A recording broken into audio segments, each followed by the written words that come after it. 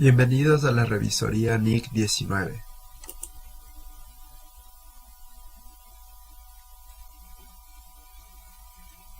En esta clase veremos terminología, objetivos, definiciones, retribuciones a los empleados a corto plazo, reconocimiento y valoración, prestaciones postempleo, distinción entre planes de aportaciones definidas y planes de prestaciones definidas.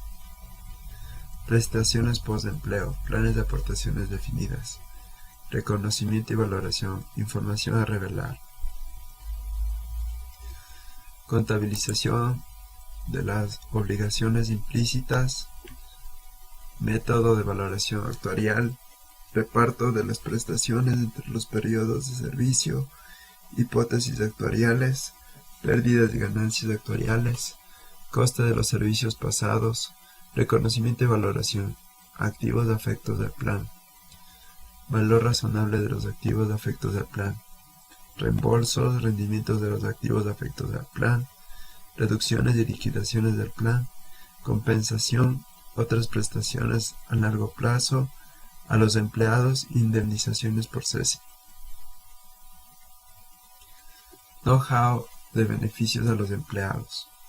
Concepto, objetivos, estrategia, analítica, requerimientos, movimiento de jubilación patronal, requerimientos, cumplimiento de carpetas, requerimientos, revisión de contratos, requerimientos, revisión de estabilidad laboral, requerimientos, cumplimiento de IES, requerimientos, beneficios de orden social, requerimientos, cálculo global 14º sueldo, requerimientos, cálculo global 13º sueldo, requerimientos, mandatarios, requerimientos, tope salarial, requerimientos, discapacitados, requerimientos, cálculo de impuesto a la renta en relación de dependencia, requerimientos, vacaciones, requerimientos, recálculo de actos de finiquito, requerimientos, salario digno, requerimientos, utilidades, requerimientos, roles de pago generales, requerimientos, análisis.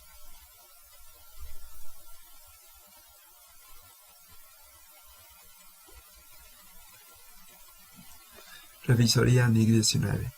Terminología. Resumen de la norma internacional de contabilidad número 19, retribuciones a los empleados. La norma contempla 4 categorías de retribuciones a los empleados.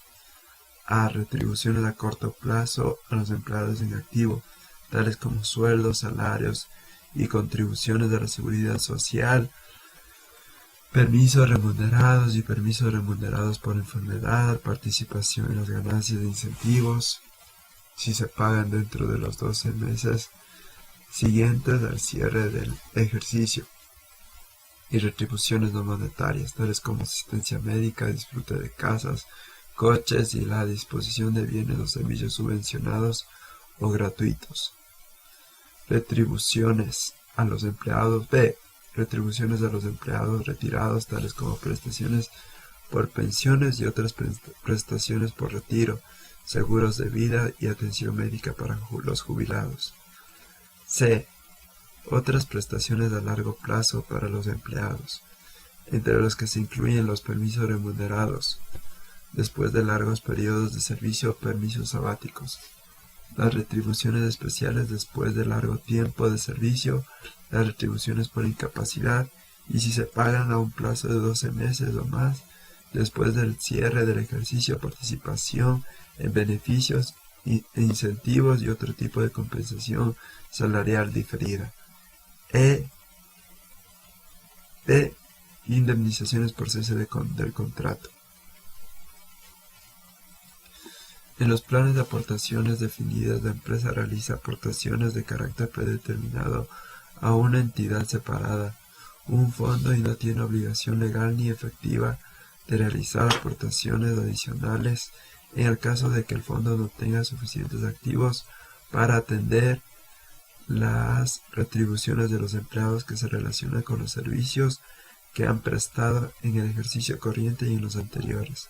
La norma exige que la empresa reconozca las aportaciones de un plan de aportación definida en el momento que el empleado haya prestado los servicios que le dan derecho a las correspondientes retribuciones. Objetivo. El objetivo de esta norma es prescribir el tratamiento contable y la revelación de información financiera respecto de las retribuciones a los empleados. En esta norma se obliga a las empresas a reconocer a un pasivo cuando un empleado ha prestado servicios a cambio del derecho de recibir pagos en el futuro, y B, un gasto cuando la empresa ha consumido el beneficio económico procedente del servicio prestado por el empleado a cambio de las retribuciones en cuestión. Los empleados pueden prestar sus servicios en la empresa a tiempo completo o a tiempo parcial, de forma permanente, ocasional o temporal. Para los propósitos de esta norma, el término empleados incluye también a los administradores y al personal ligado a la gerencia. Definiciones. Los siguientes términos se usan en la presente norma con el significado que a continuación se especifica. Las retribuciones de los empleados comprenden todos los tipos de remuneraciones que la empresa proporciona a los trabajadores a cambio de sus servicios. Las retribuciones a los empleados a corto plazo son las remuneraciones diferentes de las indemnizaciones por cese, cuyo pago debe ser atendido en el término de los 12 meses siguientes al cierre del ejercicio en el cual los empleados han prestado sus servicios. Las retribuciones post-empleo son remuneraciones a los empleados diferentes de las indemnizaciones por cese que se pagan tras la terminación de su periodo de empleo. Planes de prestaciones post-empleo son acuerdos formales o informales en los que la empresa se compromete a suministrar prestaciones a uno o más empleados tras la terminación de su periodo de empleo. Planes de aportaciones definidas son planes de prestaciones post-empleo en los cuales la empresa realiza contribuciones de carácter predeterminado a una entidad separada, un fondo, y no tiene obligación legal ni implícita de realizar contribuciones adicionales en el caso de que el fondo no tenga suficientes activos para atender a las prestaciones de los empleados que se relacionen con los servicios que estos han prestado en el ejercicio corriente y en los anteriores. Planes de prestaciones definidas. Son planes de prestaciones post-empleo diferentes de los planes de aportaciones definidas. Planes multiempresariales. Son planes de aportaciones definidas diferentes de los planes públicos, de los planes de prestaciones definidas diferentes de los planes públicos, en los cuales a. Se reúnen los activos aportados por distintas empresas que no están bajo control común. B. Se utilizan los susodichos activos para proporcionar prestaciones a los empleados de más de una empresa, teniendo en cuenta que tanto las aportaciones como los importes de las prestaciones se determinan sin tener en cuenta la identidad de la empresa y de los empleados cubiertos por el plan. Otras prestaciones a los empleados a largo plazo son retribuciones a los empleados, diferentes de las prestaciones post-empleo y de las indemnizaciones por cese, cuyo pago no ha de ser atendido en el término de los 12 meses siguientes al cierre del ejercicio en el cual los empleados han prestado sus servicios. Indemnizaciones por cese son las remuneraciones a pagar a los empleados como consecuencia de a. La decisión de la empresa de resolver el contrato del empleado antes de la edad normal de retiro, o bien b. La decisión del empleado de aceptar voluntariamente la conclusión de la relación de trabajo a cambio de tales compensaciones.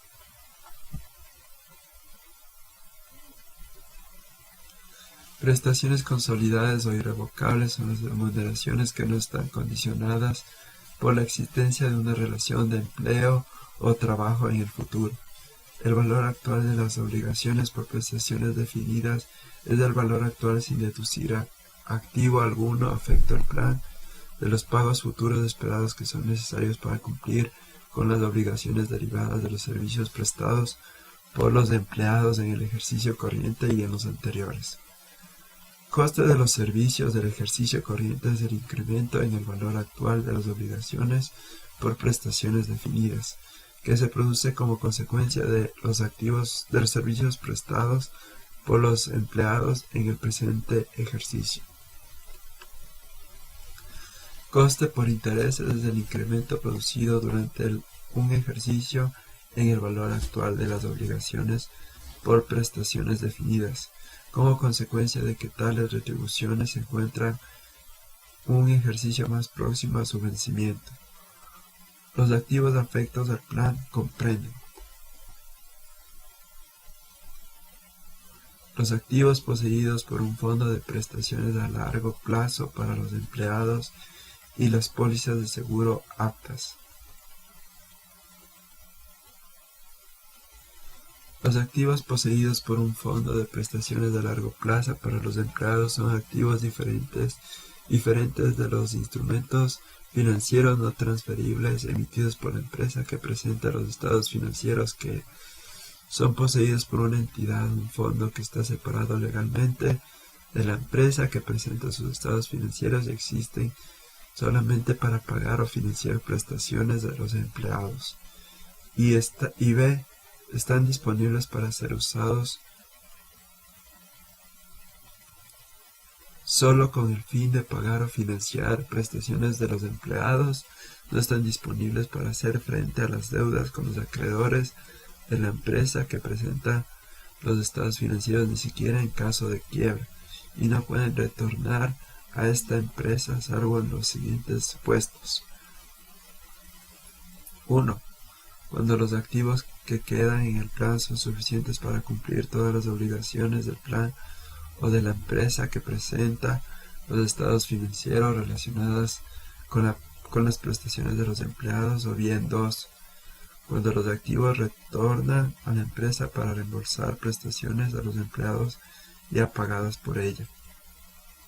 Una póliza de seguro apta es una póliza de seguro emitida por un asegurador que no tiene el carácter de parte vinculada de la empresa que presenta los estados financieros según queda definido en la DIC 24, informaciones a revelar sobre partes vinculadas con las indemnizaciones de la póliza. A. Pueden ser usadas solo con el fin de pagar o financiar prestaciones de los empleados en virtud de un plan de prestaciones definidas. Y B. No están disponibles para hacer frente a las deudas con los acreedores de la empresa que presenta los estados financieros, ni siquiera en caso de quiebra, y no pueden ser pagados a esta empresa salvo en los siguientes supuestos. 1. Cuando las indemnizaciones representen activos excedentarios que no son necesarios en la póliza para cubrir el resto de las obligaciones relacionadas con el plan de prestaciones de los empleados, o bien 2. Cuando las indemnizaciones retornan a la empresa para reembolsar prestaciones de los empleados ya satisfechas por ella. Valor razonable es el importe por el cual puede ser intercambiado un activo o liquidado un pasivo entre un comprador y un vendedor interesados y debidamente informados en una transacción libre. Los rendimientos de los activos afectos al plan son los intereses, dividendos y otros ingresos derivados de los activos afectos al plan, junto con las ganancias y pérdidas de esos activos, estén o no realizadas, menos cualquier coste de administrar el plan y todo tipo de impuestos propios del mismo. Las ganancias y pérdidas actuariales comprenden a. Los ajustes por experiencia que miden los efectos de las diferencias entre las hipótesis actuariales previas y los sucesos efectivamente ocurridos en el plan, y b. Los efectos de los cambios en las hipótesis actuariales.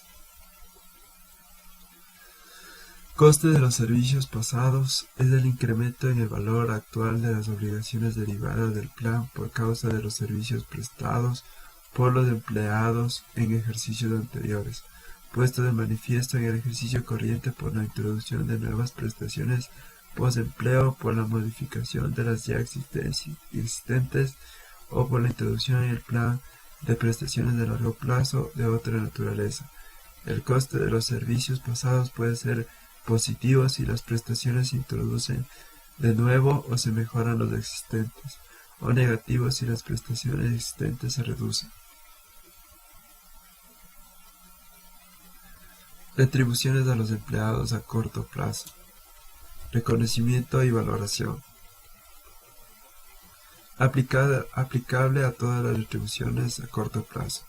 Cuando un empleado ha prestado sus servicios en la empresa durante el ejercicio, ésta debe reconocer el importe sin descontar de las retribuciones a corto plazo que ha de pagar por tales servicios.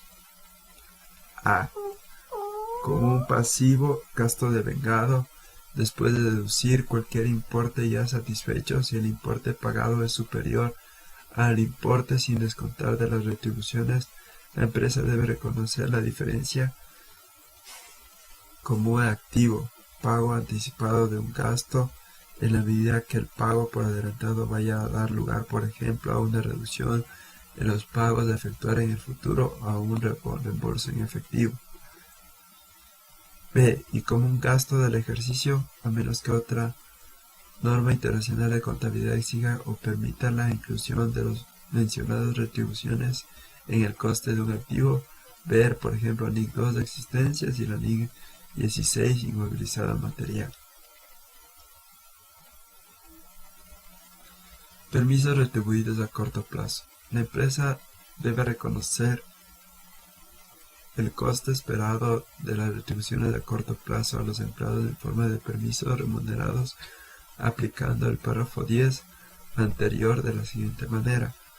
A. En el caso de permisos remunerados cuyos derechos se vayan acumulando a medida que los empleados prestan los servicios que le permiten disfrutar de futuros permisos retribuidos.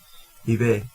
En el caso de permisos remunerados no acumulativos, cuando tales permisos se hayan producido efectivamente, la empresa debe valorar el coste esperado de los permisos remunerados con derechos de carácter acumulativo en la fecha del balance, en función de los importes adicionales que espera satisfacer a los empleados como consecuencia de los derechos que han acumulado en dicha fecha.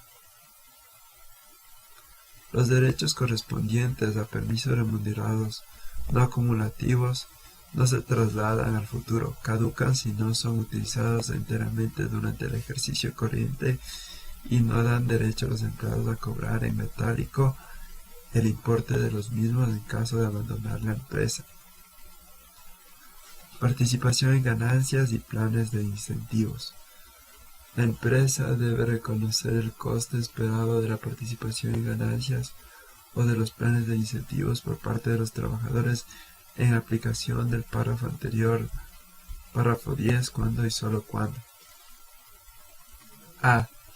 Tiene una obligación presente, legal o implícita de hacer tales pagos como consecuencia de sucesos ocurridos en el pasado. Y B. Puede realizar una estimación fiable del valor de tal obligación. Existe una obligación presente cuando y solo cuando la empresa no tiene otra alternativa realista de hacer frente a los pagos correspondientes. En el caso de algunos acuerdos o planes de participación de ganancias, los empleados recibirán una proporción de las ganancias solo si permanecen en la empresa durante un periodo de tiempo especificado. La empresa puede tener la costumbre de pagar tales incentivos a sus empleados. En tales casos, la empresa tendrá una obligación implícita, puesto que no tiene otra alternativa distinta de la que supone hacer frente al pago de los incentivos. La empresa podrá realizar una estimación fiable de la cuantía de sus obligaciones legales o implícitas como consecuencia de planes de participación en ganancias o de incentivos cuando y solo cuando los términos formales de los correspondientes planes contengan una fórmula para determinar el importe de la prestación. B. La empresa determine los importes a pagar antes de que los estados financieros sean formulados. O bien C. La experiencia pasada suministra evidencia clara acerca del importe de la obligación implícita por parte de la empresa. Por tanto, la empresa reconocerá el coste de tales planes de participación en ganancias e incentivos como un gasto de la cuenta de resultados, no como un componente del reparto de la ganancia neta. Si los pagos como consecuencia de la participación en las ganancias y los incentivos del personal no han de hacerse dentro del término de los 12 meses siguientes después del cierre del ejercicio en que los empleados han prestado sus servicios, de estos pagos tendrán la consideración de otras prestaciones de largo plazo a los empleados. Véanse los párrafos 126 a 131. Prestaciones post-empleo. Distinción entre planes de aportaciones definidas y planes de prestaciones definidas. Entre las retribuciones post-empleo se incluyen, por ejemplo, a. Prestaciones por retiro, tales como las pensiones, y b. Otras formas de remunerar a los empleados tras el periodo en el que han estado trabajando para la empresa, tales como seguros de vida o las prestaciones de atención médica posteriores al empleo. Los acuerdos en los que la empresa se compromete a suministrar prestaciones en el periodo posterior a la prestación de los servicios laborales de los empleados son planes de prestaciones post-empleo. En el caso concreto de los planes de aportaciones definidas, a. En la obligación legal o implícita de la empresa se limita a la aportación que haya acordado entregar al fondo. De esta forma, el importe de las prestaciones a recibir por el empleado estará determinada por el importe de las aportaciones que haya realizado la empresa y eventualmente el propio empleado al plan de prestaciones postempleo o a la compañía de seguros, junto con el rendimiento obtenido por las inversiones donde se materialicen los fondos aportados. Y b.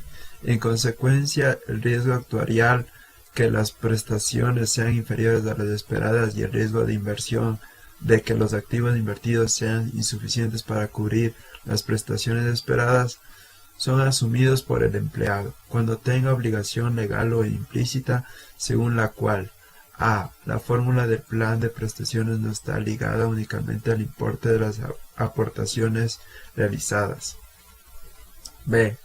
Existe una garantía, ya sea indirectamente a través de un plan o directamente respecto de un rendimiento específico para las aportaciones, o bien las prácticas habituales de la empresa dan lugar al nacimiento de la obligación implícita, lo cual ocurre, por ejemplo, cuando ésta tiene un historial de aumentos sistemáticos de las prestaciones en el pasado, con el objetivo de que las prestaciones a los antiguos empleados recuperen el poder adquisitivo perdido por la inflación, aunque no exista obligación de hacerlo.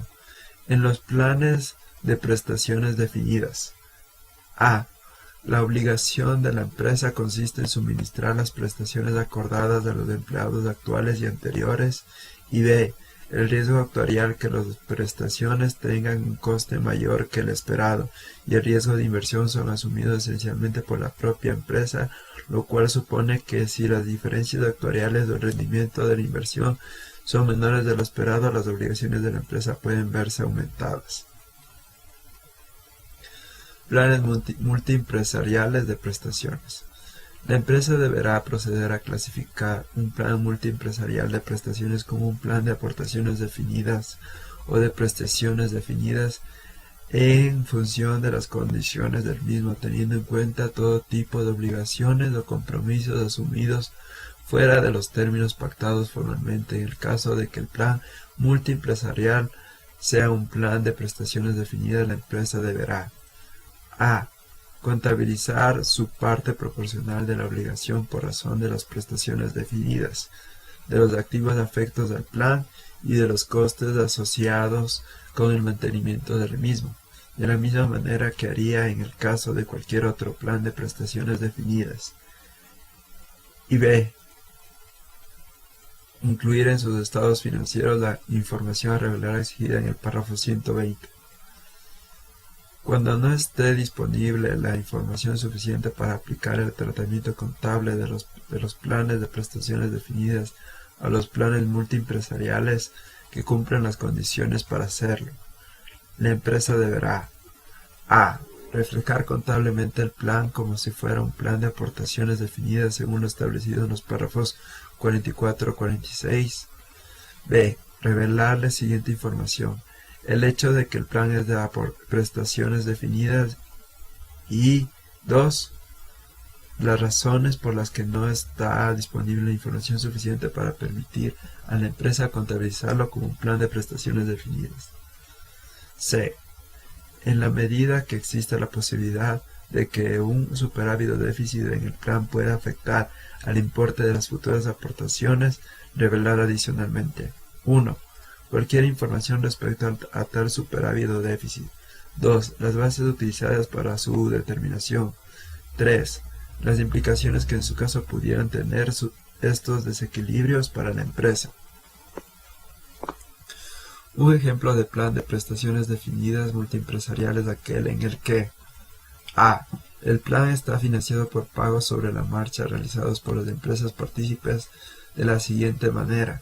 Las aportaciones se hacen según el volumen de prestaciones que se espera pagar en el ejercicio corriente, y las prestaciones futuras devengadas durante el ejercicio se afrontan con las futuras aportaciones. B. Las prestaciones a pagar a los empleados se calculan en función de los años de servicio y las empresas partícipes no tienen posibilidad realista de retirarse del plan sin realizar las aportaciones por las prestaciones acumuladas por los empleados hasta la fecha en que se rescinde el vínculo con el plan. Los planes multiempresariales son diferentes de los planes administrados colectivamente. Un plan administrado colectivamente es una agregación de planes individuales y debe ser clasificado como un plan de aportaciones definidas o de prestaciones definidas. En el contexto de un plan multiempresarial pueden surgir pasivos contingentes, por ejemplo, por causa de a. Pérdidas actuariales como otras empresas partícipes porque cada empresa que participa en el plan comparte el riesgo actuarial de cada una de las restantes, o bien por b. Cualquier eventual responsabilidad en función de las condiciones del plan de financiar los déficits del plan si alguna otra empresa lo abandona. Planes públicos. La empresa debe tratar contablemente un plan público de la misma manera que los planes multiempresariales. Mayormente son planes de aportación definida más que de prestación definida. Prestaciones aseguradas. Una empresa puede financiar un plan de prestaciones post-empleo mediante el pago de primas de una póliza de seguros. En este caso deberá tratar el plan como un plan de aportaciones definidas, a menos que tenga la obligación, ya sea directamente o indirectamente, a través del plan legal o implícita, de a. Pagar a los empleados directamente las prestaciones en el momento en que sean exigibles, o b. Pagar cantidades adicionales si el asegurador no paga todas las prestaciones relativas a los servicios prestados por los empleados en el ejercicio presente y en los anteriores. Si la empresa conserva tal obligación legal o implícita, deberá tratar el plan como si fuera de prestaciones definidas. Cuando la póliza de seguros está a nombre de uno de los empleados partícipes, en especial, o de un grupo de empleados y la empresa que la ha contratado no tiene obligación legal ni implícita de cubrir cualquier pérdida derivada de la póliza, no existe ningún compromiso de pagar las prestaciones de los empleados, puesto que el asegurador es el responsable exclusivo de tales pagos. En tal caso, el pago de las primas fijas establecidas por la póliza es sustancialmente la forma de cancelar la obligación relativa a la prestación del empleado, y no una inversión que vaya a servir para cumplir en el futuro con los compromisos adquiridos. En consecuencia, la empresa no posee ni un activo ni un pasivo por este concepto. Por ello, la empresa contabilizará tales primas como contribuciones realizadas o un plan de aportaciones definidas. Prestaciones postempleo. Planes de aportaciones definidas. La contabilización de los planes de aportaciones definidas es sencilla, puesto que la obligación de la empresa que presenta los estados financieros para cada ejercicio estará determinada por los importes que constituyen la aportación al plan. Además, las obligaciones se valoran sin recurrir al descuento, salvo las porciones de las mismas que vayan a vencer más allá del plazo de 12 meses, tras la fecha del balance del periodo en que los empleados han prestado los servicios correspondientes. Reconocimiento y valoración. Cuando un empleado ha prestado sus servicios en la empresa durante un ejercicio, la empresa deberá proceder a reconocer la contribución a realizar el plan de aportaciones definidas a cambio de tales servicios. A. Como un pasivo, obligaciones por gastos devengados después de deducir cualquier importe ya satisfecho, si el importe ya pagado es superior a las aportaciones que se deben realizar según los servicios prestados hasta la fecha del balance, la empresa debe reconocer la diferencia como un activo, pago anticipado de un gasto, en la medida que el pago por adelantado vaya a dar lugar, por ejemplo, a una reducción en los pagos de efectuar en el futuro o a un reembolso en efectivo. Y B. Como un gasto del ejercicio, a menos que otra norma internacional de contabilidad exija o permita la inclusión de las mencionadas prestaciones en el coste de un activo, ver por ejemplo la NIC 2 de existencias y la NIC 16 inmovilizado de material. En el caso de que las contribuciones de un plan de aportaciones definidas no se hubieran de pagar en los 12 meses siguientes a la fecha del balance que se prestaron los servicios correspondientes a los empleados, el importe de las mismas debe ser objeto de descuento utilizando para ello el tipo de descuento especificado en el párrafo 78. Información a revelar. La empresa debe proceder a revelar en cada ejercicio información acerca del importe reconocido como gasto en los planes de aportaciones definidas. Contabilización de las obligaciones implícitas. Balance. El importe reconocido como un pasivo por prestaciones definidas debe ser la suma neta total de los siguientes importes. A. El valor actual de las obligaciones por prestaciones definidas en la fecha del balance. Va a ser párrafo 64. B. Más cualquier ganancia actuarial menos cualquier pérdida actuarial no reconocida por causa del tratamiento contable establecido en los párrafos 92 y 93. C. Menos cualquier importe procedente del coste de los servicios pasados todavía no reconocido. D. Menos el valor razonable en la fecha del balance de los eventuales activos afectos al plan con los cuales se liquidan directamente las obligaciones. Véanse los párrafos 102 a 104. El valor actual de las obligaciones por prestaciones definidas es el importe bruto de las mismas antes de deducir el valor razonable de cualquier activo afecto al plan. El importe determinado según el párrafo 54 puede ser negativo, es decir, resultar un activo.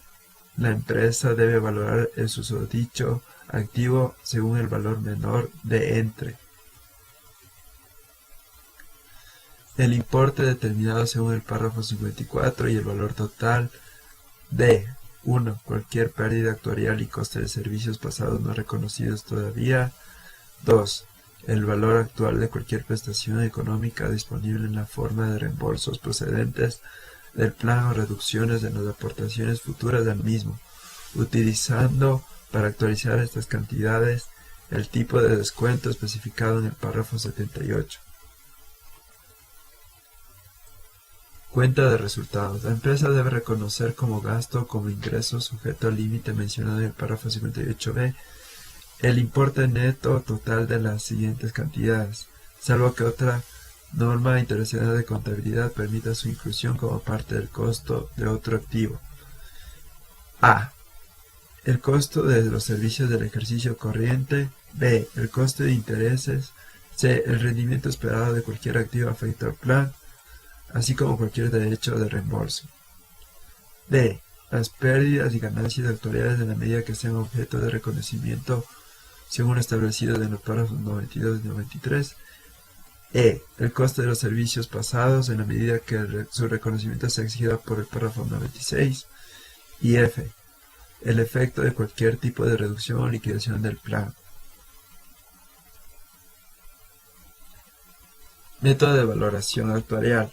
La empresa debe utilizar el método de la unidad de crédito proyectada para determinar tanto el valor actual de sus obligaciones por prestaciones definidas como el coste por los servicios prestados en el ejercicio actual, y en su caso el coste de los servicios pasados.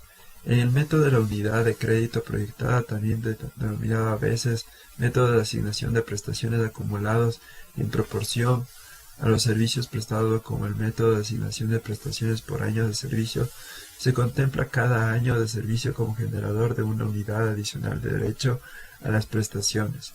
Véanse los párrafos 67 a 71, y se mide cada unidad de forma separada para conformar la obligación final. Véanse los párrafos 72 a 91.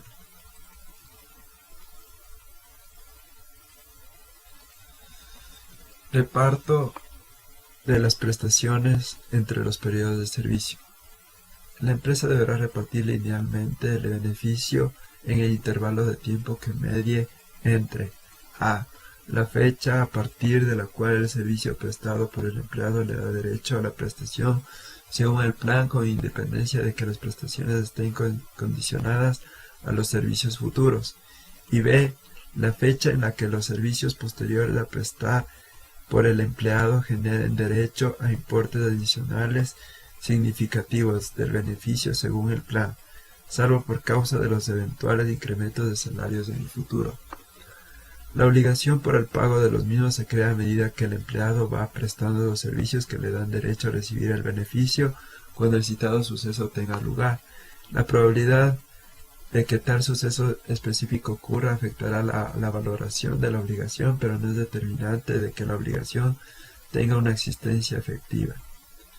La empresa distribuirá la prestación de forma lineal hasta la fecha en la cual los servicios adicionales prestados por el empleado no le den derecho a recibir una cantidad de prestación significativamente mayor. Esto se hace así porque son todos los servicios prestados por el empleado en el ejercicio los que le darán derecho a percibir el mayor nivel de prestaciones. En el caso de que el importe de la prestación consista en una proporción del sueldo final por cada año de servicio, los incrementos de los sueldos futuros afectarán al importe necesario para cumplir con la obligación existente por los años de servicio pasados en la fecha de balance, pero no crearán ninguna obligación adicional. Por tanto, a. Para los propósitos del párrafo 67b, los incrementos de los sueldos no suponen mayores prestaciones, incluso cuando el importe de las prestaciones vayan a depender de la cuantía del sueldo final. B. El importe de la prestación atribuida a cada ejercicio será una proporción constante del sueldo con el que las prestaciones estén relacionadas. Hipótesis actuariales. Las hipótesis actuariales deben ser insesgadas y compatibles entre sí. Las hipótesis actuariales constituyen las mejores estimaciones que la empresa posee sobre las variables que determinarán el coste final de proporcionar las prestaciones postempleo. Entre las hipótesis actuariales se incluyen los dos tipos siguientes. A. Hipótesis demográficas acerca de las características de los empleados actuales y pasados, así como sobre sus beneficiarios que puedan recibir las prestaciones. Estas hipótesis tienen relación con extremos tales como 1. Mortalidad tanto durante el periodo de actividad como posteriormente.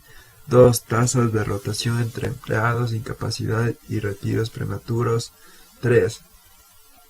La proporción de partícipes en el plan respecto a los beneficiarios que tienen derecho a las prestaciones. Y 4. Tipos de peticiones de atención en los planes por asistencia médica. Hipótesis financieras que tienen relación con los siguientes extremos. 1. El tipo de descuento. 2. Los niveles futuros de sueldos y prestaciones. 3. En el caso de prestaciones por asistencia sanitaria, los costes futuros de la misma, incluyendo si fueran importantes los costes de administración de las reclamaciones y los pagos de las prestaciones. 4. El tipo de rendimiento esperado para los activos afectos del plan. Las hipótesis financieras deben estar basadas en las expectativas de mercado en la fecha de balance para el ejercicio en el que las obligaciones deben ser atendidas. Hipótesis actuariales. Tipo de descuento. El tipo de interés a utilizar para descontar las prestaciones post-empleo a pagar a los trabajadores debe determinarse utilizando como referencia los rendimientos del mercado en la fecha del balance, correspondientes a las emisiones de bonos u obligaciones empresariales de alta calidad. Este tipo de descuento refleja el valor del dinero en el tiempo.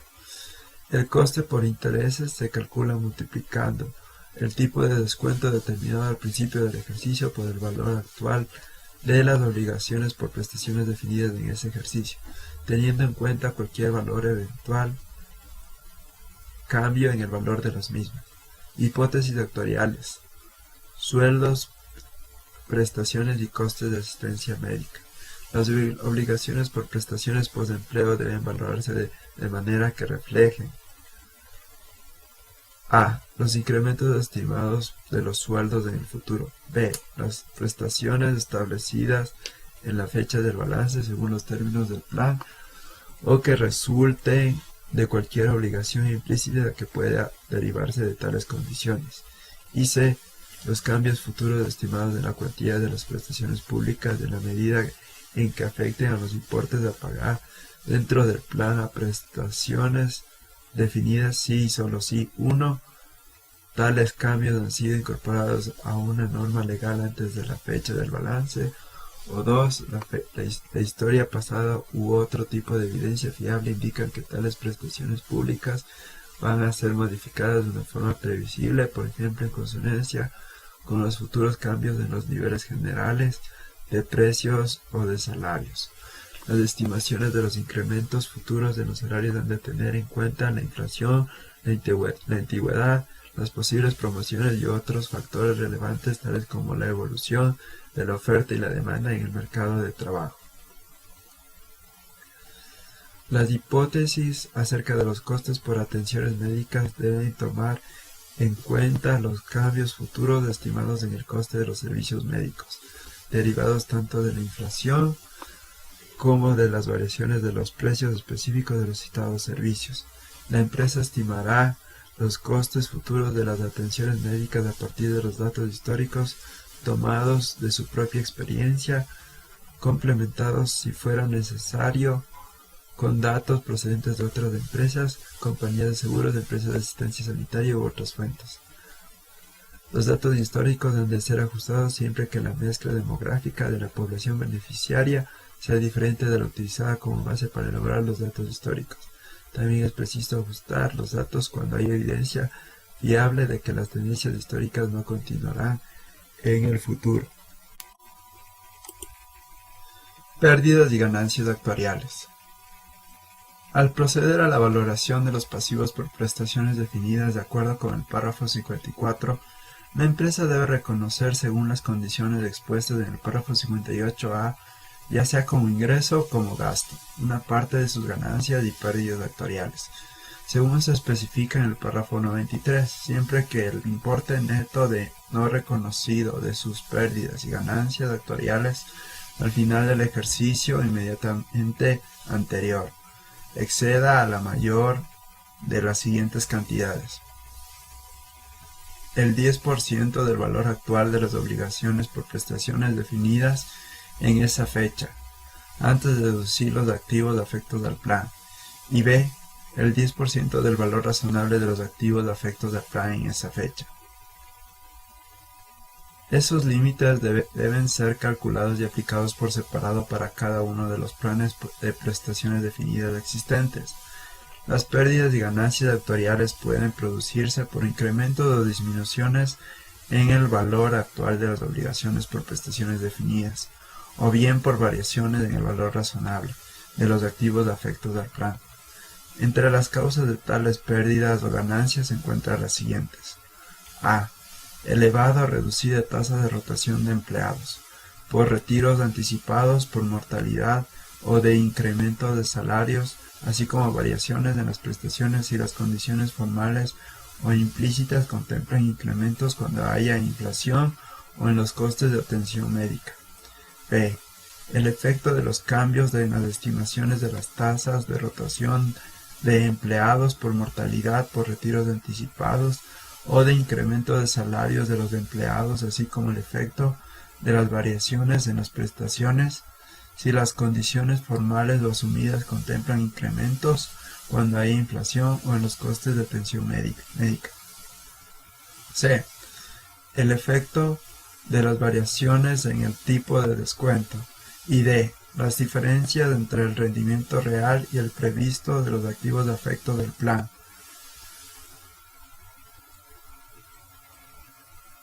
Coste de los servicios pasados.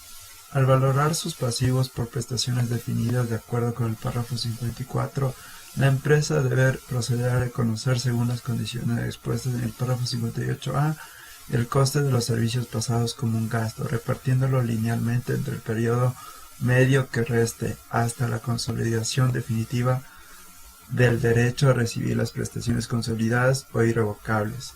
No obstante, cuando las prestaciones resulten irrevocables de forma inmediata tras la introducción o tras cualquier cambio de un plan de prestaciones definidas, la empresa deberá proceder a reconocer de forma inmediata los costes de los servicios pasados en los beneficios netos.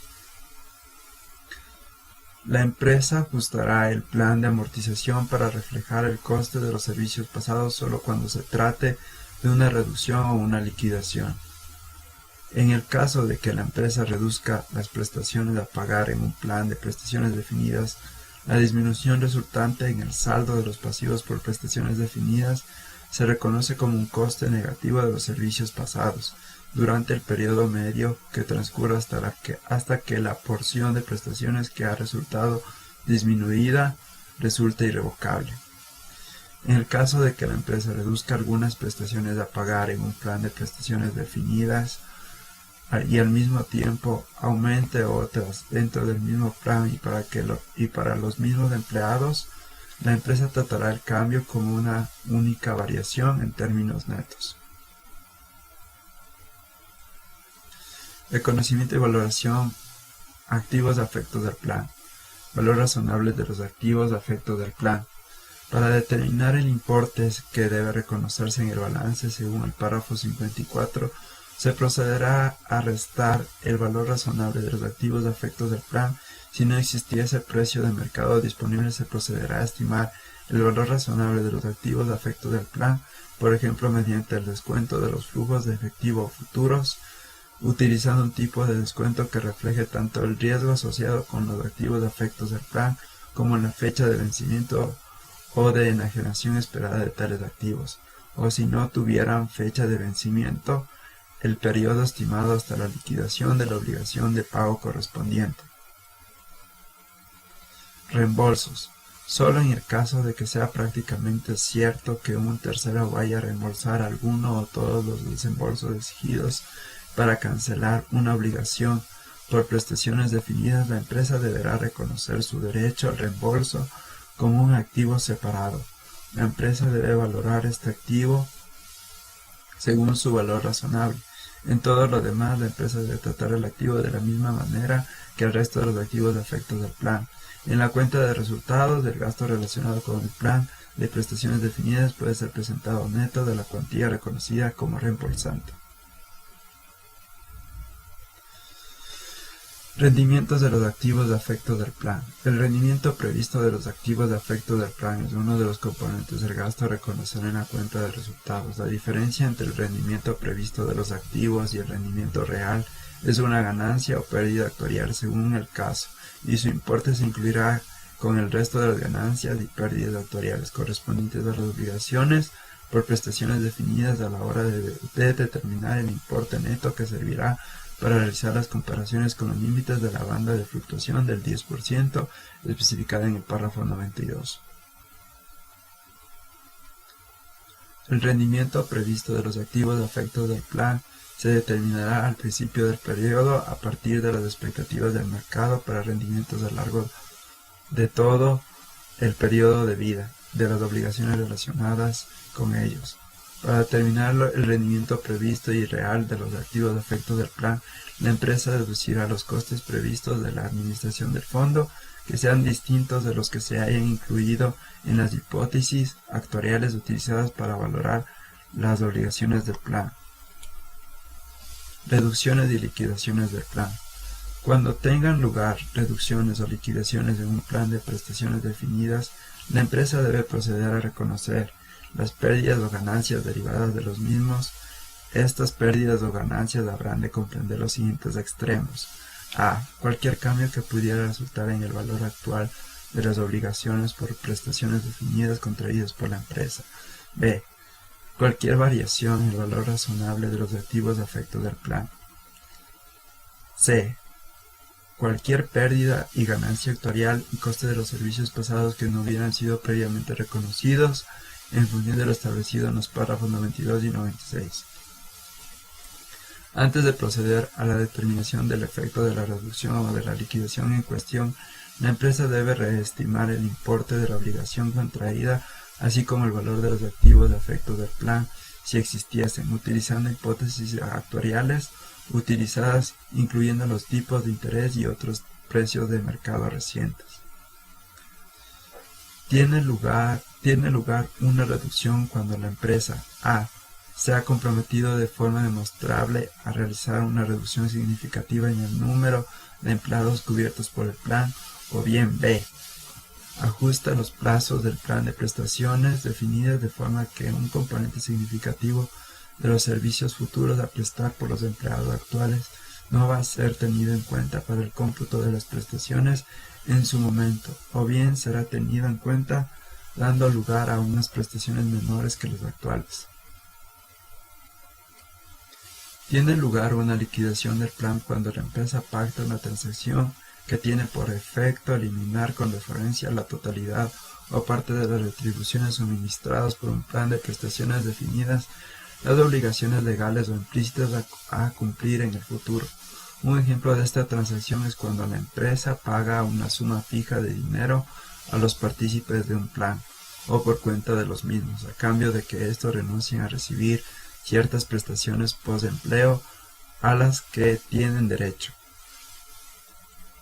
Cuando una reducción afecta solo a ciertos empleados cubiertos por el plan o cuando se liquida únicamente una parte de las obligaciones contraídas por el mismo, la ganancia o la pérdida correspondiente incluirá la parte proporcional del coste de los servicios pasados que no haya sido reconocido previamente, así como de los importes que se deriven de la disposición transitoria del apartado B del párrafo 155 que estén todavía por reconocer. La parte proporcional se determinará a partir del valor actual de la obligación antes y después de la reducción o de la liquidación, salvo que sea más razonable utilizar otro criterio en función de las circunstancias. Por ejemplo, podría ser apropiado aplicar en primer lugar la ganancia surgida de la reducción o de la liquidación del plan para eliminar el coste de los servicios pasados todavía no reconocido en el plan de prestaciones. Compensación. La empresa debe proceder a compensar un activo afecto a un plan o un pasivo perteneciente a otro plan cuando y solo cuando a. tenga derecho exigible legalmente a utilizar los superávit de un plan para cancelar las obligaciones del otro, y b. pretenda o bien cancelar las obligaciones según su valor neto o bien realizar el superávit en el primero de los planes y de forma simultánea cancelar su obligación en el otro. La empresa debe revelar, en relación con los planes de prestación definida, la siguiente información: la política contable seguida por la entidad para el reconocimiento de las pérdidas y ganancias actuariales, la descripción general del tipo de plan de que se trate. C. Una conciliación entre los activos y pasivos reconocidos en el balance, mostrando como mínimo 1. El valor actual en la fecha del balance de las obligaciones por prestaciones definidas que no estén financiadas. 2. El valor actual en la fecha del balance de deducir el valor razonable de los activos a efectos del plan de las obligaciones por prestaciones definidas que estén parcial o totalmente financiadas. 3. El valor razonable de cualquier activo afecto al plan en la fecha del balance. 4. Las pérdidas o ganancias actuariales en términos netos no reconocidas en el balance. 5. El coste de los servicios pasados no reconocido todavía en el balance. 6. Cualquier importe no reconocido como activo en razón del límite establecido en el párrafo 58b. 7. El valor razonable en la fecha del balance de cualquier derecho de reembolso reconocido como activo en virtud del párrafo 104a, con una breve descripción de la relación entre el derecho de reembolso y la obligación vinculada con él. Y 7. Los otros importes reconocidos en el balance. D. Los importes de las partidas incluidas en el valor razonable de los activos a efectos del plan. Para 1. Cada categoría de los instrumentos financieros emitidos por la empresa que presenta los estados financieros. 2. Cualquier propiedad ocupada u otros activos utilizados por la empresa que presenta los estados financieros. Una conciliación entre los movimientos producidos en el ejercicio, en el pasivo o activo neto reconocido en el balance, el gasto total reconocido en la cuenta de resultados junto con la rúbrica en la que se haya incluido para cada una de las siguientes partidas. 1. Coste de los servicios del ejercicio corriente. 2. Coste de los por intereses. 3. Rendimiento esperado de los activos de efecto al plan. 4. Rendimiento esperado de cualquier derecho de reembolso reconocido como un activo en virtud del párrafo 104a. 5. Ganancias y pérdidas actuariales. 6. Costo de los servicios pasados. Y 7. El efecto de cualquier reducción o liquidación. G. El rendimiento real producido de los activos de efecto del plan, así como el rendimiento real sobre cualquier derecho de reembolso reconocido como un activo, según el párrafo 104a y h. Las principales hipótesis actuariales utilizadas con sus valores en la fecha del balance, en las que se incluirán según proceda. 1. Los tipos de descuento. 2. Los tipos de rendimientos esperados de los activos de efectos del plan para los ejercicios a los que se refieren los estados financieros. 3. Los tipos de rendimientos esperados para los ejercicios presentados en los estados financieros de cualquier derecho de reembolso reconocido como un activo según el párrafo 104a. 4. Los tipos esperados de incremento de los salarios y de los cambios en los índices u otras variables especificadas en los términos formales o implícitos del plan como determinantes de los incrementos futuros de las prestaciones. 5. La tendencia de los incrementos en los costes de atención sanitaria. Y 6. Cualquier otra hipótesis actuarial significativa utilizada. La empresa debe proceder a revelar cada una de las hipótesis actuariales en términos absolutos, por ejemplo como un porcentaje absoluto y no únicamente como márgenes entre diferentes porcentajes u otras variables, en el caso de que fuera obligatorio, según la NIC 24, información a revelar sobre partes vinculadas. La empresa suministrará información sobre a. Transacciones de partes vinculadas con planes de prestaciones postempleo, y b. Prestaciones postempleo para los directivos claves de la entidad. Otras prestaciones a largo plazo a los empleados.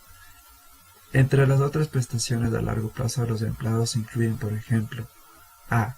Los permisos remunerados a largo plazo, tales como vacaciones especiales tras largos periodos de vida activa o años sabáticos. B. Los premios de antigüedad u otras prestaciones por un largo periodo de servicio. C. Las prestaciones por invalidez permanente. D. La participación en ganancias e incentivos pagaderos a partir de los 12 meses del cierre del ejercicio en el que los empleados han prestado los servicios correspondientes. E. Las prestaciones diferidas que se reciban a partir de los 12 meses del cierre del ejercicio en el que se han ganado. Este método difiere de la contabilización exigida para las prestaciones postempleo en los siguientes extremos. A. Las pérdidas y ganancias de autoridades se reconocen inmediatamente sin posibilidad de aplicar ninguna banda de fluctuación.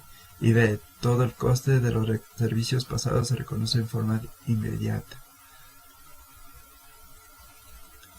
Reconocimiento y valoración. El importe reconocido como pasivo por otras prestaciones a largo plazo a los empleados debe ser el importe total neto resultante de las siguientes partidas. A. El valor actual de la obligación por prestaciones definidas en la fecha del balance. Y B. menos del valor razonable en la fecha del balance de los activos a efectos del plan, si los hubiere, con los que se cancelarán directamente las obligaciones. Al valorar el importe del pasivo, la empresa debe aplicar los párrafos 49 a 91, salvo lo contenido en los párrafos 54 y 61. La empresa debe, por otra parte, aplicar el párrafo 104a al reconocer y valorar cualquier derecho de reembolso. Para las otras prestaciones a largo plazo de los empleados, la empresa deberá reconocer el importe neto de las siguientes cantidades como gasto o como ingreso, en este último caso con sujeción a lo establecido en el párrafo 58, a no ser que otra norma internacional de contabilidad exija o permita su inclusión en el coste de otro activo. A. El coste de servicios del ejercicio corriente. B. El coste por intereses. C. El rendimiento esperado de cualquier activo afecto al plan. Véanse los párrafos 105 a 107. De cualquier derecho de reembolso reconocido como un activo. B. Las pérdidas y ganancias actuariales deben ser reconocidas total e inmediatamente. E. El coste de los servicios pasados que deberá ser reconocido total e inmediatamente. F. El efecto de cualquier reducción o liquidación.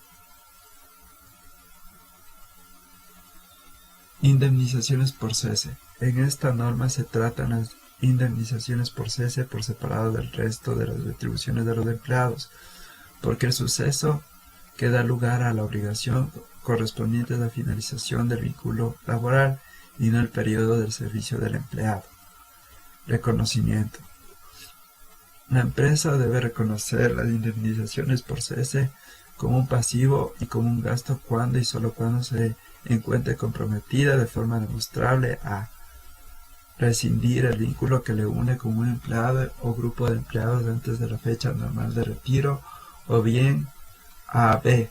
pagar indemnizaciones por cese como resultado de una oferta realizada para incentivar la rescisión voluntaria por parte de los empleados. La empresa está comprometida de forma demostrable con la rescisión cuando y solo cuando tenga un plan formal detallado para efectuar la misma, sin que quepa posibilidad realista de retirar la oferta. El plan detallado deberá incluir como mínimo a. la ubicación, función y número aproximado de empleados cuyos servicios se van a dar por finalizados. B. Las indemnizaciones por cese para cada clase de empleo o función. Y C. El momento en el que será implantado el plan. La implantación deberá comenzar tan pronto como sea posible y el periodo de tiempo hasta completar la implantación deberá ser tal que no sean probables cambios significativos en el plan.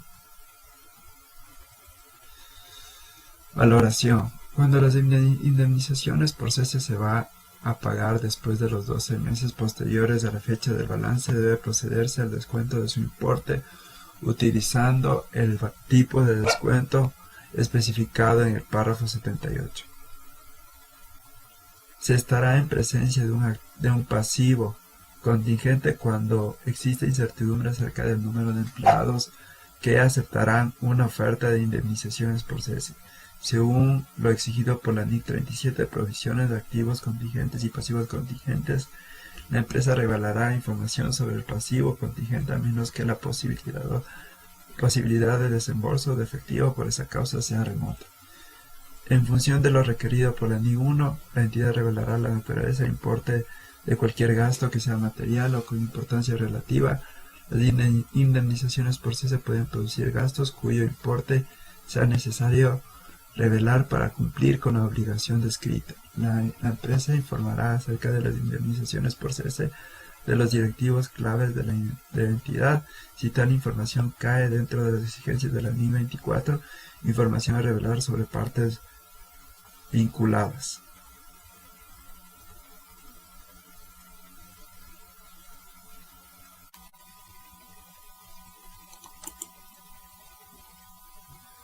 Know-how de beneficios a los empleados. Concepto, objetivos, concepto. Know-how es el cómo hacer un documento contable mediante el análisis, deducción, pericia y experticia del profesional financiero contable. En este caso vamos a elaborarlo enfocado a la NIC 19, beneficio a empleados. Objetivos: medir los beneficios a empleados razonablemente de acuerdo a normatividad internacional, cumplir con estándares internacionales NIC y del Ecuador, Ley de Régimen Tributario Interno, Reglamento de Aplicación a la Ley de Régimen Tributario Interno, Código de Trabajo y Ley de Seguridad Social. Estrategia analítica. En esta prueba se analizará los saldos de los balances contables teniendo como referencia un año comparativo, este año comparativo relativamente al año anterior con el que se cerró balance inicial del periodo anterior y el actual. Tenemos un detalle donde ponemos el código contable, la cuenta contable, saldos a analizar. Se analiza si ha existido ajustes y reclasificaciones en el periodo, los montos y variaciones que afectaron al balance. En observaciones detallamos si ha variado algún valor y el porqué de ello. En conclusiones determinamos, según nuestro juicio como auditor, si está razonable o no. En recomendaciones se redacta algún comentario o sugerencia a establecer en la compañía. Requerimientos: balance cerrado al 31 de diciembre del año actual, mayores contables del 31 de diciembre del año actual. Balance cerrado al 31 de diciembre del año anterior, mayores contables del 31 de diciembre del año anterior, auditoría forense. Movimiento de jubilación patronal. Registramos el saldo inicial al 1 de enero del 2000, año actual, o 31 de diciembre del año anterior. Sumamos la provisión del año de trabajadores mayores de 10 años, menores de 10 años y el gasto financiero. Restamos la disminución por salidas y por pagos. Sumamos o restamos la pérdida actuarial ORI y obtenemos el saldo final al 31 de diciembre del 2000, año actual. Cierre. En observaciones detallamos si ha variado algún valor y el porqué de ello. En conclusiones determinamos, según nuestro juicio como auditor, si está razonable o no. En recomendaciones se redacta algún comentario o sugerencia a establecer en la compañía. Requerimientos: estudio actuarial al 31 de diciembre del año anterior, estudio actuarial al 31 de diciembre del año actual, balance cerrado al 31 de diciembre del año actual, mayores contables del 31 de diciembre del año actual, balance cerrado al 31 de diciembre del año anterior, mayores contables del 31 de diciembre del año anterior, auditoría forense. Cumplimiento de carpetas. Es un cuestionario o checklist de control interno que sirve para verificar el cumplimiento con el Código de Trabajo y Ley de Seguridad Social. En observaciones detallamos si ha variado algún valor y el porqué de ello. En conclusiones determinamos, según nuestro juicio como auditor, si está razonable o no. En recomendaciones se redacta algún comentario o sugerencia a establecer en la compañía. Requerimientos: documentación, fuente, hojas de vida del personal, certificados de educación, certificados médicos, formulario 107, certificados del Instituto de Seguridad Social, certificados del Registro Civil. Revisión de contratos. Es un resumen general de los contratos que posee la empresa en relación al Código de Trabajo. En observaciones detallamos si ha variado algún valor y el porqué de ello. En conclusiones determinamos, según nuestro juicio como auditor, si está razonable o no. En recomendaciones se redacta algún comentario o sugerencia a establecer en la compañía. Requerimientos: tipos de contratos laborales, código de trabajo, contratos de trabajo de la compañía. Revisión estabilidad laboral. Es un compendio del personal que trabaja en una empresa por años. Sirve para el cálculo actuarial. En observaciones detallamos si ha variado algún valor y el porqué de ello. En conclusiones determinados, según nuestro juicio como auditor, si está razonable o no. En recomendaciones se redacta algún comentario o sugerencia a establecer en la compañía. Requerimientos: base de ingresos de nómina del personal, cálculo de años y meses según rango establecido. Cumplimiento IES. Registramos los ingresos y beneficios que posee el empleado y los clasificamos si aportan o no al Instituto Ecuatoriano de Seguridad Social, IES, y según esa base calculamos el aporte patronal 12.15%. Si está mal calculado tenemos triple contingencia con el Servicio de Rentas Internas como gasto no deducible, con el IES como sueldos y beneficios no aportados, con el Ministerio de Trabajo porque tiene que recalcular los sueldos y décimos. En observaciones detallamos si ha variado algún valor y el porqué de ello. En conclusiones determinamos según nuestro juicio como auditor si está razonable o no. En recomendaciones se redacta algún comentario o sugerencia a establecer en la compañía. Requerimientos. Rol de pagos anual o mensual. Beneficios de orden social. Registramos los empleados y los beneficios de orden social que perciben y aplicamos el 20% tope de la remuneración y la comparamos frente al voz de la compañía y establecemos las diferencias. En observaciones detallamos si ha variado algún valor y el porqué de ello. En conclusiones determinamos según nuestro juicio como auditor si está razonable o no. En recomendaciones se redacta algún comentario o sugerencia a establecer en la compañía. Requerimientos. Rol de pagos anual o mensual. Cálculo global 14º sueldo.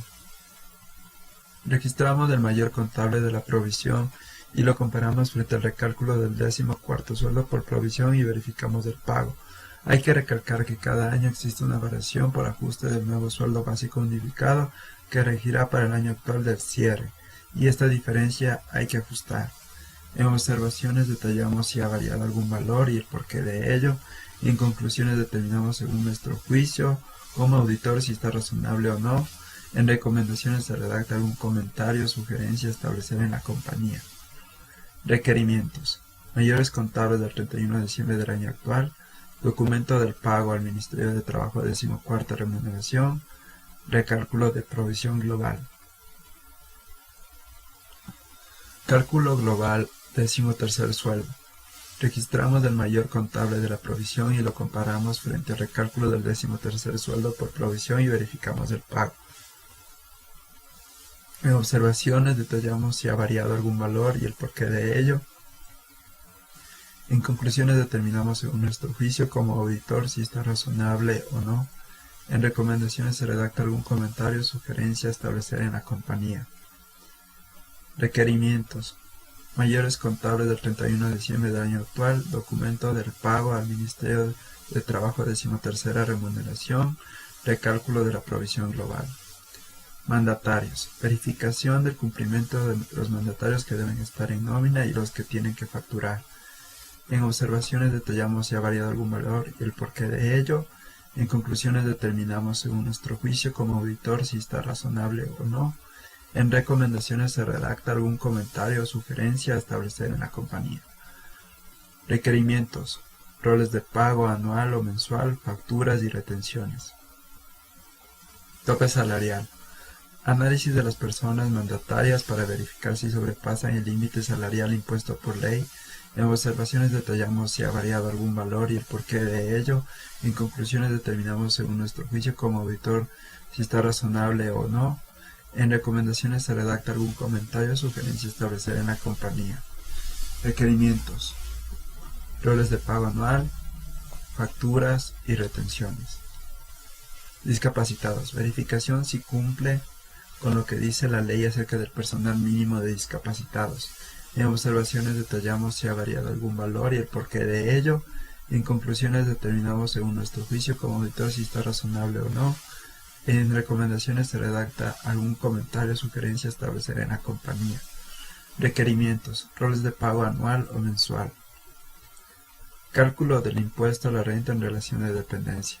Se verifica lo que se encuentra en mayores contables con la documentación física y se analiza las inconsistencias. En observaciones detallamos si ha variado algún valor y el porqué de ello. En conclusiones determinamos según nuestro juicio como auditor si está razonable o no. En recomendaciones se redacta algún comentario o sugerencia a establecer en la compañía. Requerimientos. Mayores contables del 31 de diciembre del año actual.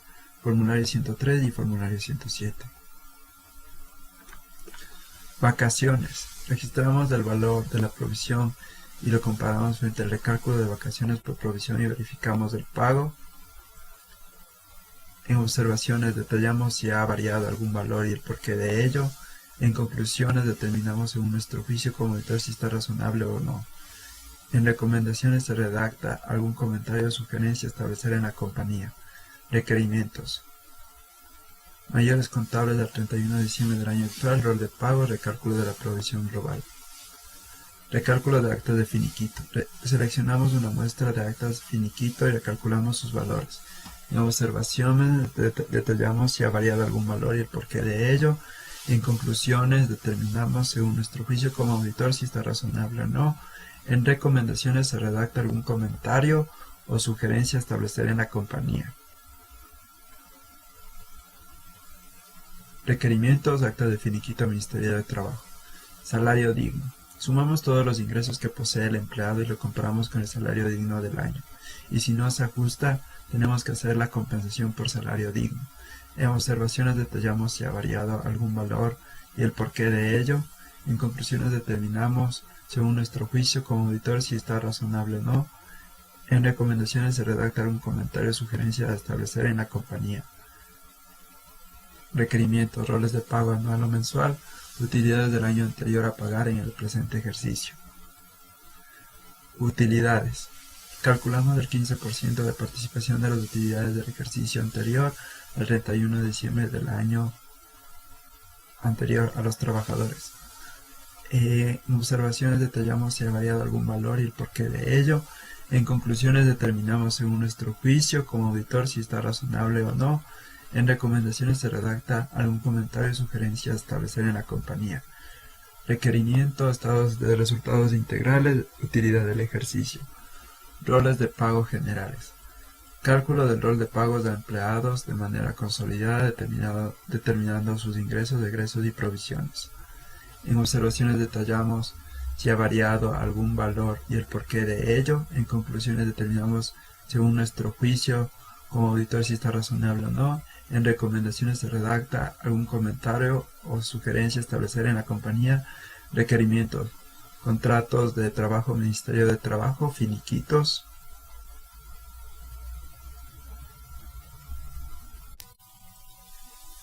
En análisis tenemos la analítica.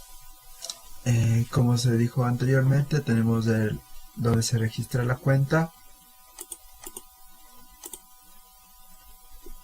el concepto, los saldos del 31 de diciembre del año anterior, los saldos del 31 de diciembre del año actual, si ha habido ajustes y reclasificaciones tanto en el debe como en el haber, y determinamos el saldo según auditoría. Estos ajustes y reclasificaciones se suman o se restan a los saldos finales.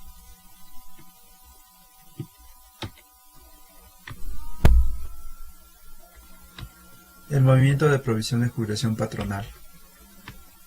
Este es un ejemplo del movimiento de provisión de jubilación patronal, OVD.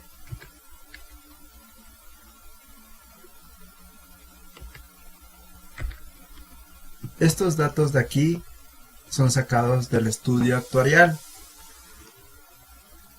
Toda esta parte seleccionada es sacada del estudio actuarial. Esta parte de acá es la parte contable.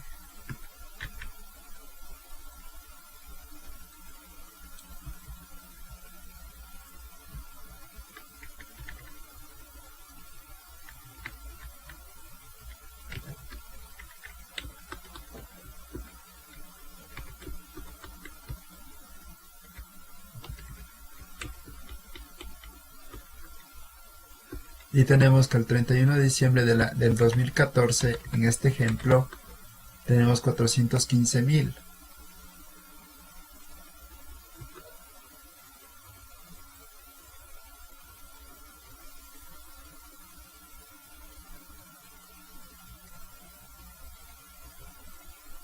Y en la conciliación tributaria tenemos un valor de 231,439.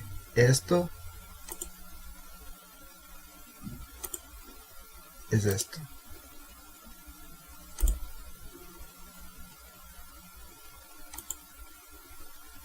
Y por diferencia,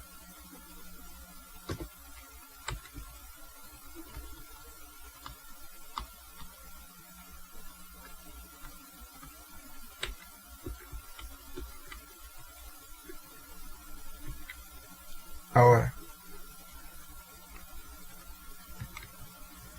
una vez que nosotros tenemos registrado el saldo inicial del estudio actuarial, más la provisión de años de trabajadores mayores de 10 años, más provisión de años trabajadores menores de 10 años, más el gasto financiero, menos la disminución por salidas, menos disminución por pagos, más menos pérdida o ganancia actuarial ORI, tenemos el saldo final al 31 de diciembre del 2015.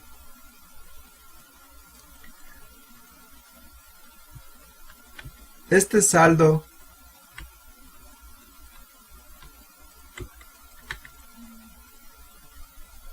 es el saldo final.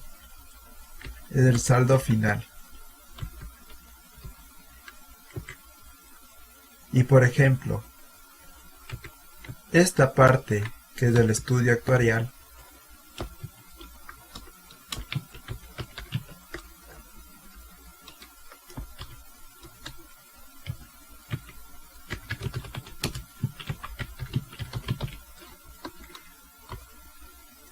esta parte de aquí, que es del estudio actuarial, se registra en los asientos contables, donde tenemos gasto, provisión, jubilación patronal, 91.454.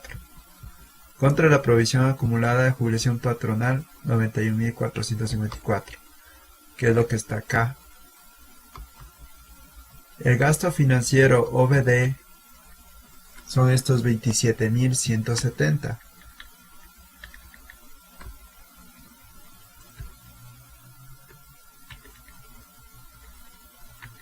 La provisión acumulada de jubilación patronal contra otros ingresos o gasto jubilación patronal se registra aquí, los 89.000 del ORI,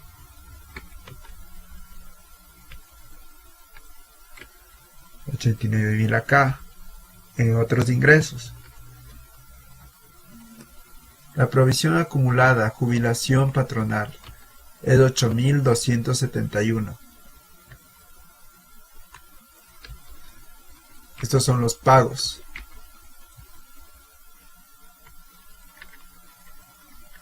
Contra bancos. La pérdida actuarial ORI contra la provisión acumulada jubilación patronal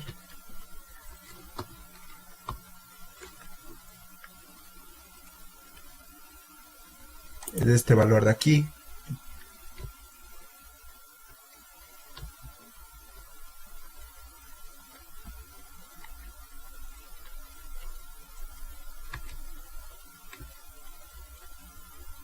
Resultado ORI, resultado acumulado ORI, 89.714 contra pérdida actuarial ORI, 89.714. Resultado acumulado ORI, 89.714 contra la provisión acumulada jubilación patronal, 89.714.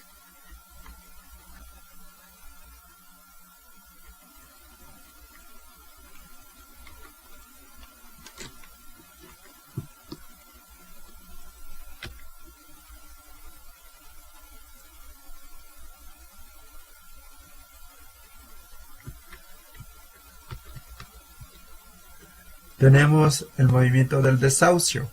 Igualmente, tomamos el estudio actuarial, este es el estudio actuarial, esta es la parte contable.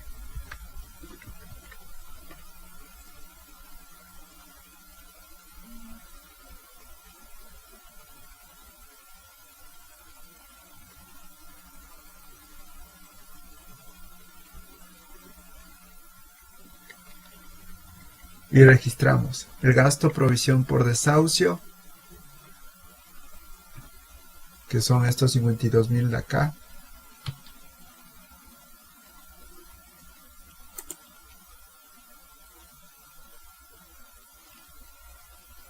son estos 52.000 de acá, 380 gasto provisión por desahucio contra provisión acumulada de desahucio, gasto financiero OBD,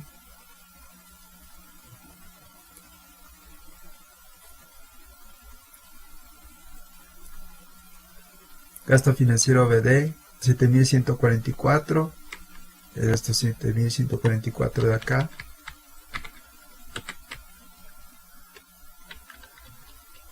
contra la provisión acumulada de desahucio.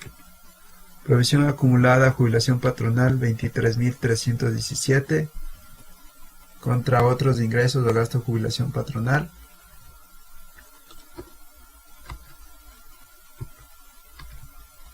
Y la provisión acumulada del desahucio en pago en el debe contra bancos al haber.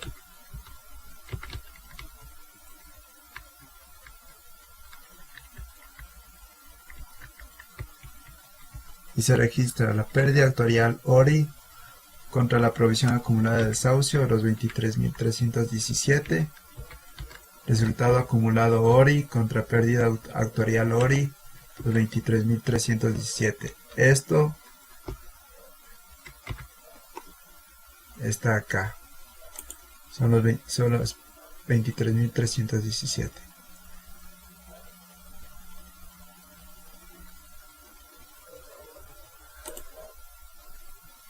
En el cumplimiento de carpetas vamos a tener la documentación que la empresa debe tener de cada trabajador y vamos a hacer un checklist de respuestas de sí y no.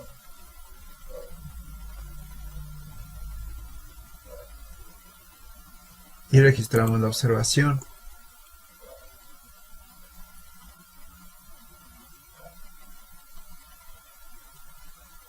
Por ejemplo, aquí existe la partida de nacimiento del trabajador, existe la copia de la cédula de ciudadanía actualizada, existe la copia de la papeleta de votación última elección, existe copia de los certificados de los anteriores trabajos, existe copia de la partida de matrimonio, existe copia de las partidas de nacimiento de los hijos, existe récords policiales, existen copias de certificados del Ministerio de Salud Pública de discapacidad o hijos dependientes con discapacidad, existe copia de pago de agua, luz, teléfono que certifica la dirección del trabajador, existe contrato firmado y legalizado en el Ministerio de Relaciones Laborales, tipo, existe copia de los títulos obtenidos por el personal a nivel profesional, formulario 107, si ha tenido memos, documento de reglamento interno, hoja de vida, existe copias de los certificados de capacitación que posee el personal, solicitud de vacaciones, solicitud acumulada de 13º y cuarto sueldo,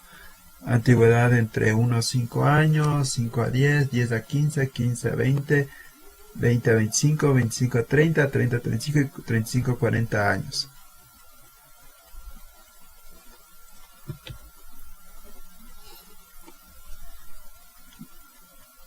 Esta es la revisión de contratos.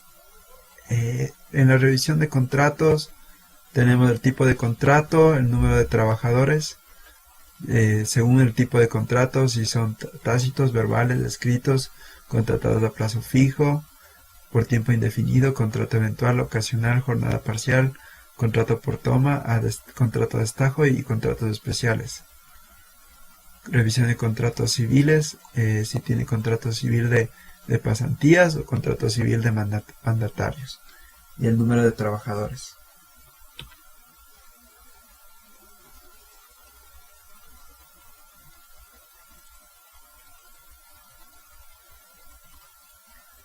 Aquí, en la revisión de estabilidad laboral,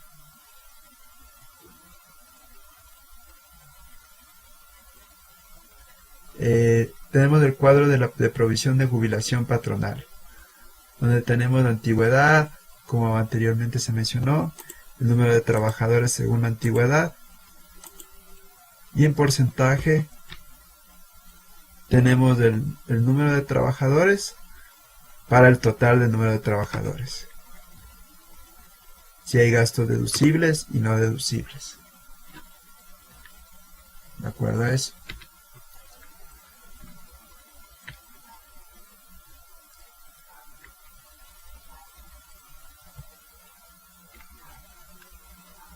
En el cumplimiento del IES, la prueba global de aportación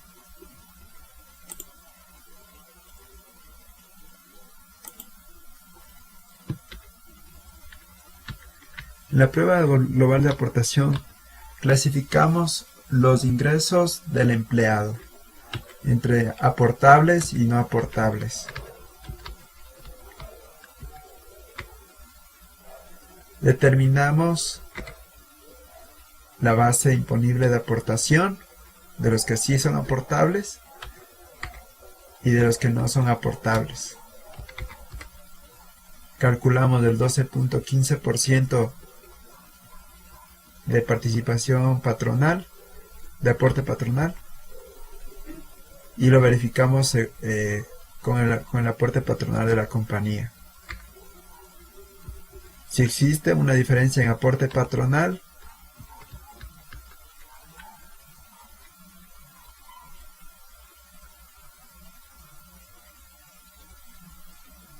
eso se multiplica por 100.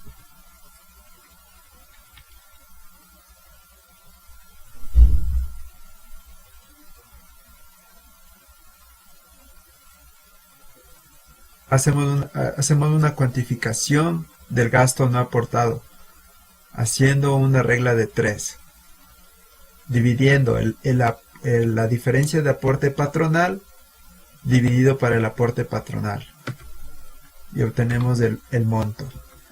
La base imponible del gasto nómina no declarado, 212.543,62. Gasto no deducible, 212.543,62. Y este gasto no deducible tiene triple impacto. Contingencia tributaria con gasto no deducible. Gasto no deducible por el impuesto a la renta.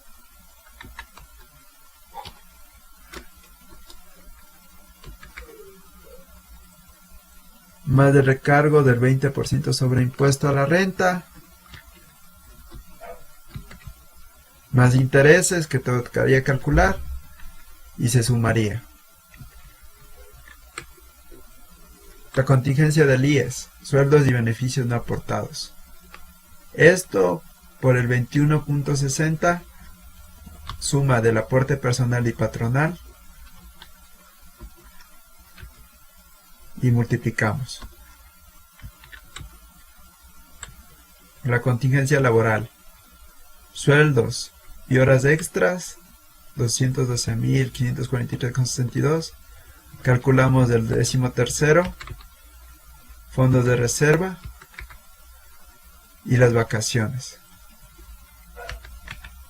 El 13º es total ingresos dividido para 12, fondos de reserva, total ingresos por el punto 0833, y vacaciones dividimos para los ingresos para 24 y tenemos el total de la contingencia laboral. Hay que tomar en cuenta que los que son por ingreso neto, porque es cálculo aparte, el ingreso neto aportado por 21.60 de la compañía asume parte pertinente al aporte patronal y personal. Hay que tomar en cuenta los que son por ingreso normal, porque es cálculo aparte. Ingreso normal de aportación 12.15 del empleador.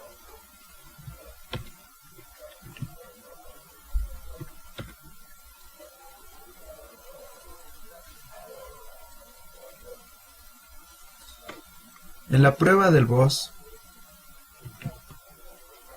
o prueba del beneficio de orden social, tenemos el nombre del empleado, el sueldo y los beneficios de orden social, que son la alimentación mensual, la ropa de trabajo, el transporte y el tope de los beneficios de orden social, la remuneración por el 20%. Este es el tope. Multiplicamos el sueldo por el 20% y establecemos la diferencia con la compañía del boss, que es la suma de la alimentación, ropa de trabajo, transporte, seguros, y establecemos las diferencias.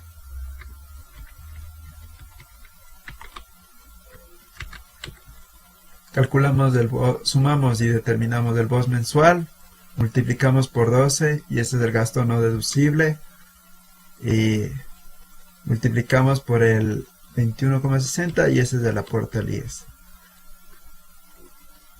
Si no constituye beneficio a todos, se constituye en un privilegio, rubro que no se toma en cuenta. Verificar qué gastos son de la compañía como la capacitación. Si los beneficios son contractuales, ya no son beneficios, sino que están respaldados por un contrato, ejemplo, alimentación y seguro de vida.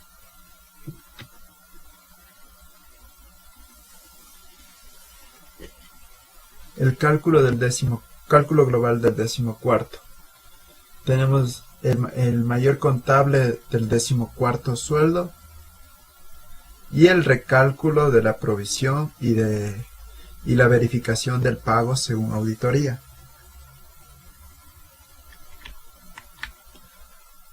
Aquí le tenemos de enero a diciembre el movimiento contable, el recálculo de la provisión y el pago.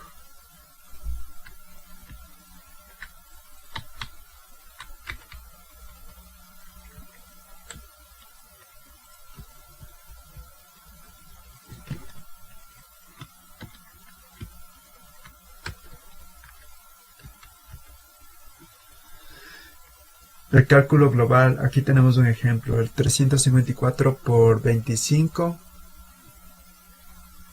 empleados, según auditoría, tenemos en una compañía 10.600, la diferencia es 1.750. Según compañía, 354 menos 340 son $14 por 25 empleados por 5 meses, 1.750. La diferencia responde a la variación del 2014 por provisión 2015. Este es la actualización del nuevo sueldo básico unificado.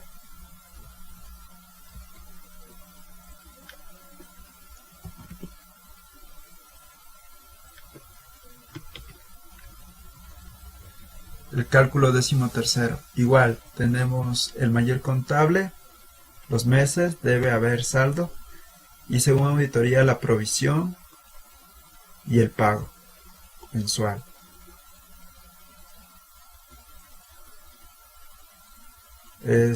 La prueba es total a todo lo ganado dividido para 12, como aquí. 29.100 por 12. Este es del 13º del año. Este es lo ganado. Esto dividido para 12 es el 13º sueldo. Y esto es según compañía. Y no existe ninguna diferencia.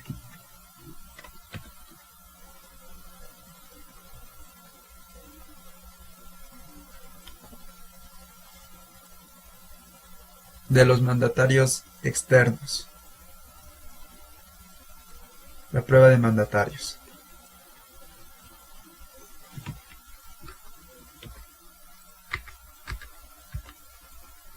Aquí generalmente el gerente general tiene que facturar, el presidente tiene que facturar, el gerente de producción debe estar en nómina, el comercial también, el financiero también y el de recursos humanos también. Verificamos contra el mayor contable de los sueldos de las personas que están en nómina. Verificamos contra la documentación fuente de los que emiten factura.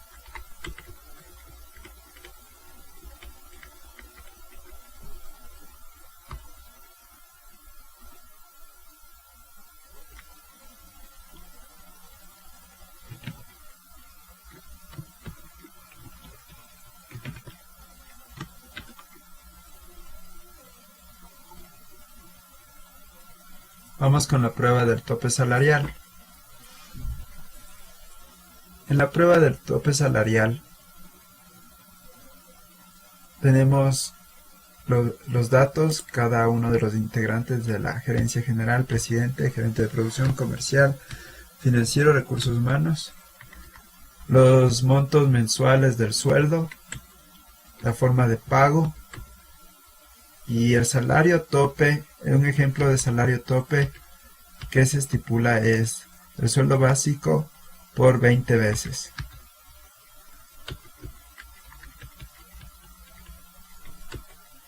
Restamos el sueldo contra el tope salarial y determinamos el total.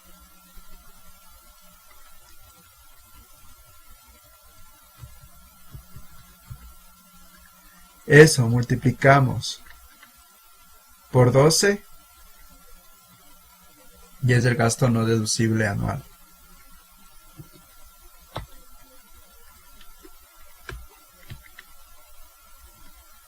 En discapacitados, la multa es de $354, de un sueldo básico.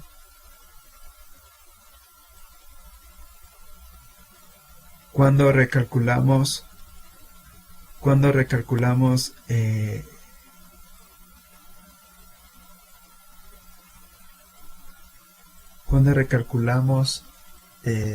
las personas discapacitadas. Por ejemplo, aquí tenemos 10 personas discapacitadas con sueldo básico de 354, de $3.540 es el sueldo, a las que debería tener, que son 15, y ese sería el tope por el sueldo básico, que sería 5.310.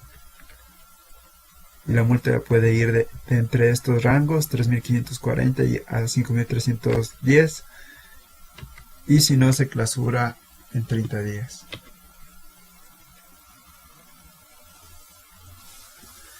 El cálculo del impuesto a la renta en relación de dependencia. Aquí tomamos los mayores contables de enero a diciembre y el total.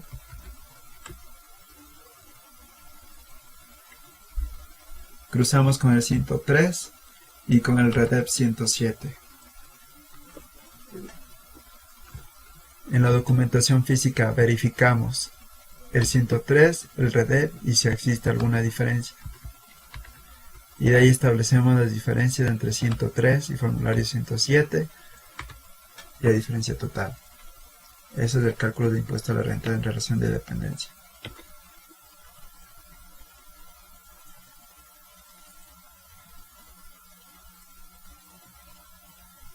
En vacaciones tenemos, según anexo de la compañía,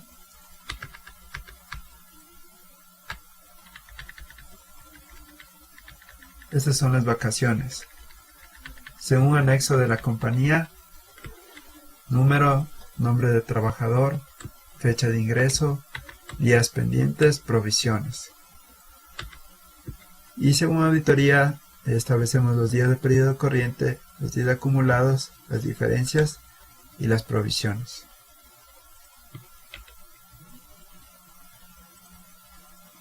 El recálculo de las actas de finiquito, que es simplemente tomar un acta de finiquito y recalcular sus valores.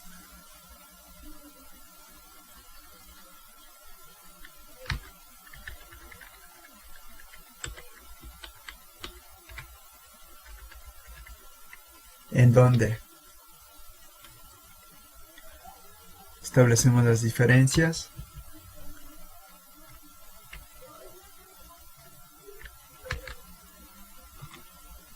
Esto es un acta de muestra. La prueba del salario digno, registramos la fecha de ingreso, fecha de salida del empleado, el nombre, los días trabajados, sueldos a pagar, el 13º pagado, 14º pagado, fondos de reserva, beneficios adicionales, las utilidades, y totalizamos los ingresos.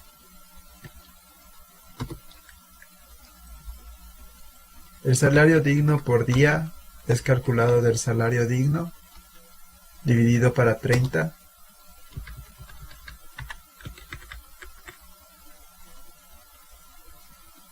El salario digno del año es la multiplicación de los días trabajados por el salario digno, día, y verificamos si existe compensación salario digno.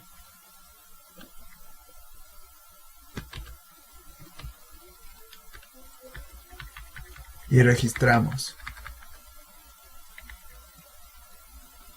Gasto, compensación salario digno, contra compensación salario digno por pagar. Compensación salario digno por pagar contra bancos.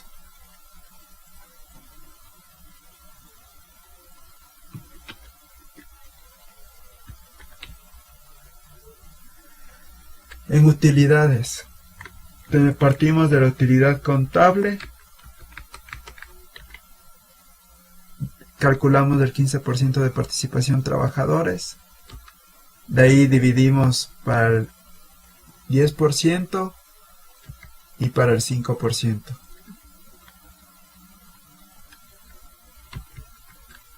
Registramos los nombres, los días trabajados,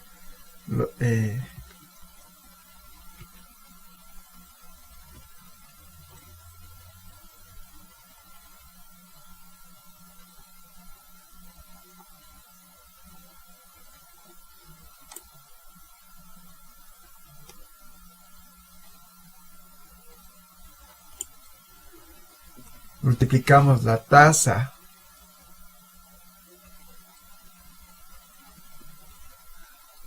del 10%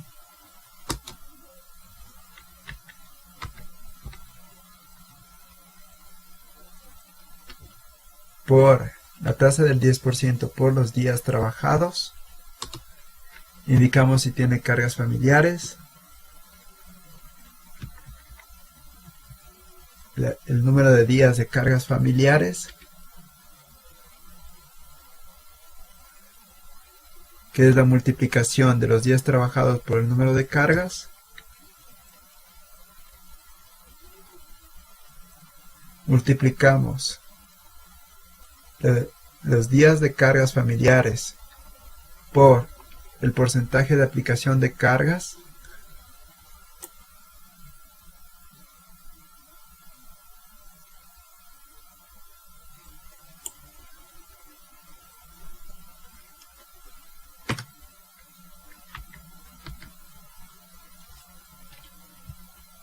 y sumamos los trabajadores más del 5% cargas familiares.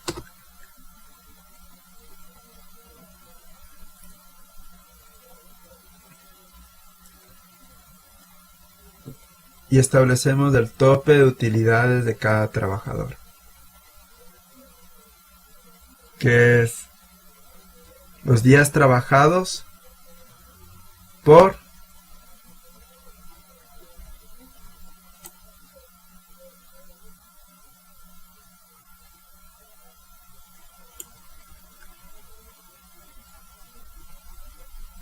$24,31,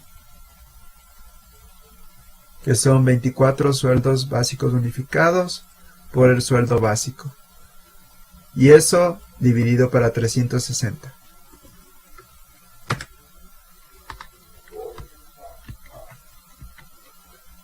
Y establecemos las diferencias que se deben enviar al IES. En este caso no ha habido diferencias.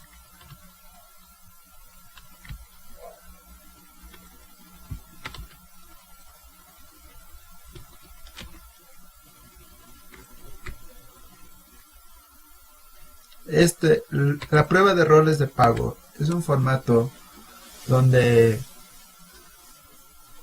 te ayuda a ti a llevar el control de la nómina al final de cada mes. Tenemos aquí el número de trabajadores, el nombre de los empleados, el cargo, el número de cargas familiares, la fecha de ingreso, fecha de salida, la fecha de corte del periodo actual, los días trabajados. Tenemos el cálculo del sueldo, el valor hora del sueldo,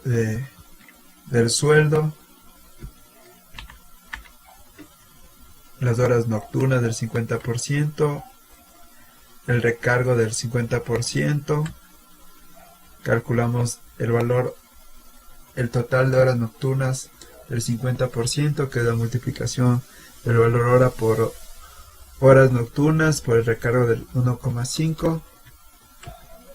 Igual establecemos las horas nocturnas del 100%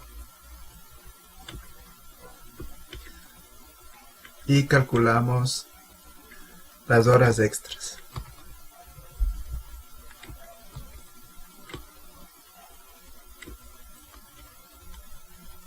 Que puede ser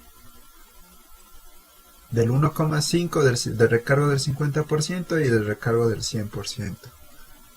Y si son nocturnas, puede ser el recargo del 25%.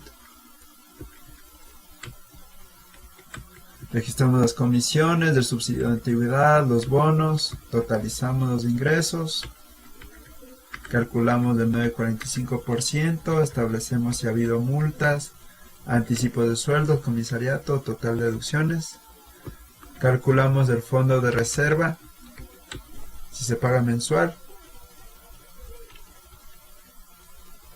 que es total de ingresos por el 8,33%, y calculamos el IES, el 12,15%,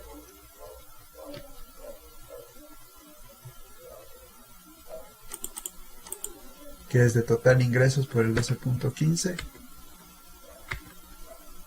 fondos de reserva, total ingresos por el 8,33%, décimo tercero, el total ingresos dividido para 12, décimo cuarto, el sueldo básico unificado dividido para 12, y las vacaciones de los sueldos, total ingresos dividido para 24.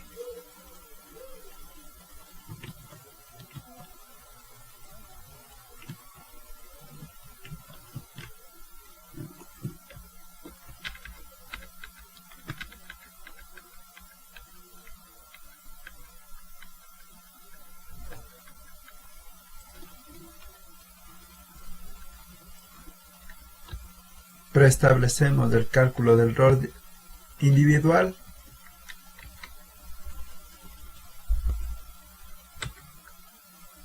que viene de los roles de pago generales,